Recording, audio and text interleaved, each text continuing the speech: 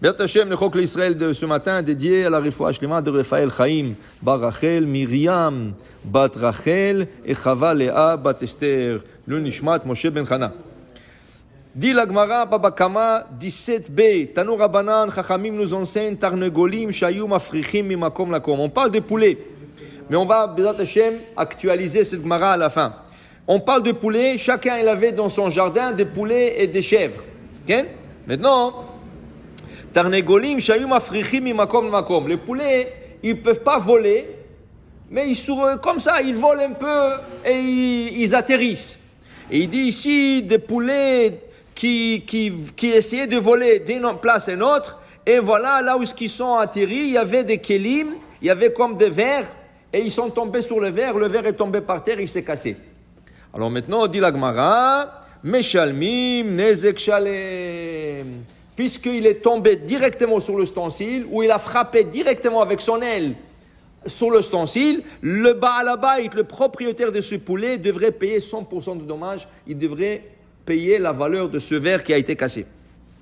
Mais, dit la Gemara, si le poulet n'est pas tombé sur l'ustensile directement et il a fait du vent avec ses ailes, Beruach shebekanfehem, Meshalmim chatzi nezek, ils paieront que la moitié de dommages. Pourquoi? Parce qu'il n'y a pas une action directe. C'est une action indirecte. Ils ont fait du vent. Le vent a frappé sur l'ustensile est tombé. Dans ce cas, c'est indirect et le propriétaire paiera 50% de dommages seulement. Sumchus omer, nezek shalem. Sumchus dit, même cela, ça mérite de être payé à 100%. Tanya Haïdar, dans une autre braïta, on a étudié Tarnegolim, Shayum Me'adesin al Gabeisa, de poulets qui sautaient sur une pâte. Une femme a préparé sa pâte de Shabbat pour faire la challah. Sont venus les poulets du voisin, ils se sont mis sur la pâte.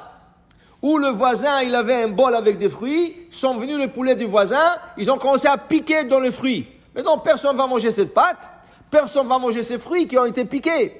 Alors, dit la Gemara, puisque c'est un dommage direct, dans ce cas, le propriétaire des poulets paiera 100% de dommages. Il paiera la pâte ou il paiera les fruits qui ont été endommagés. Mais, si le poulet n'ont pas fait un dommage direct, ils ont fait un dommage indirect, veut dire qu'ils ont essayé de voler un peu et ça a fait monter de la poussière. Et la poussière est partie sur la pâte. Okay?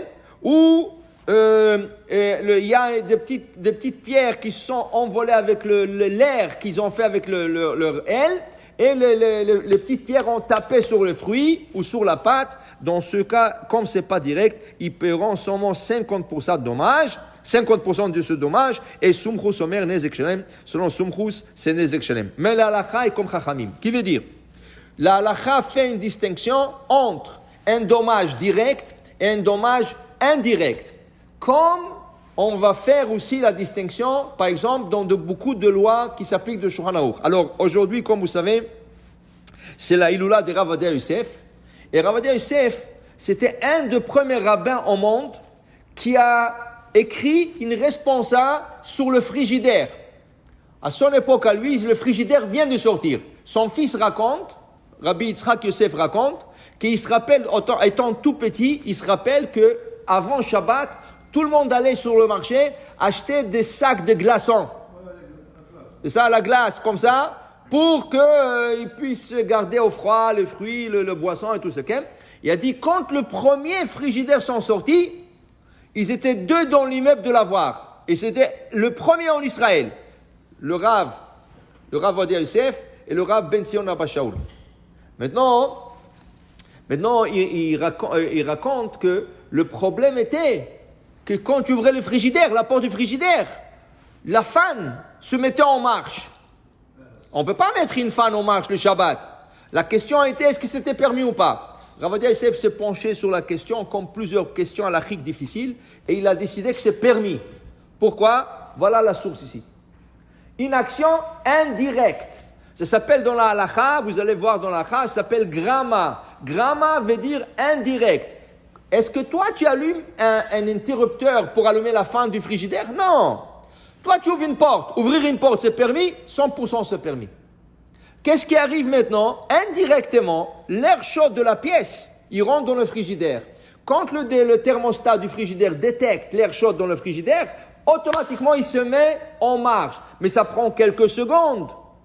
Quand ça détecte et quand ça se met en marche. C'est une action indirecte. Gramma, c'est permis. Alors il a dit que c'est permis d'utiliser le frigidaire le jour de Shabbat. Il y en a qui sont plus stricts. Qu'est-ce qu'ils font? Ils attendent. Ils mettent l'oreille à côté du frigidaire.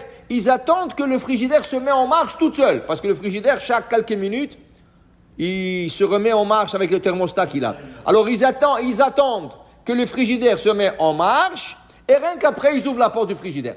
Quand le frigidaire est déjà en marche. Mais comme le Rav Ovadia Yosef l'a expliqué, c'est pas nécessaire. La seule chose qu'il faut faire attention au frigidaire, c'est la lumière. Ça, il faut la déconnecter avant Shabbat. Okay? Aujourd'hui, il y a aussi même des frigidaires mode Shabbat, qu'il ne se met pas en marche quand tu ouvres. Okay.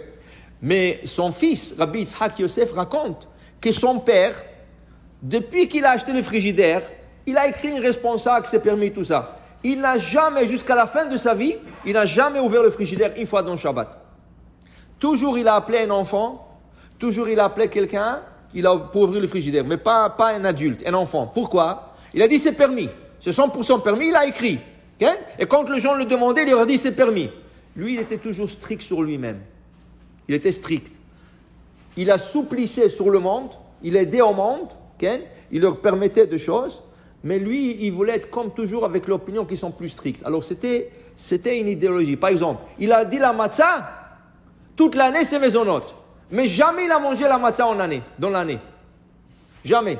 Pourquoi? Parce que le Rav Ben Ishra était strict là-dessus, et le Rav Ben Ishra dit non, la matzah c'est moti. Alors dans ce cas, il a dit, puisqu'il y a des opinions, c'est pas le seul, il y a des opinions qui disent que la matzah c'est moti, il voulait jamais prendre la matzah dans l'année et faire maisonnote. Mais quelqu'un lui demandait, c'est quoi la bracha sur la matzah? T'as assez maisonnote, 10 maisonnotes.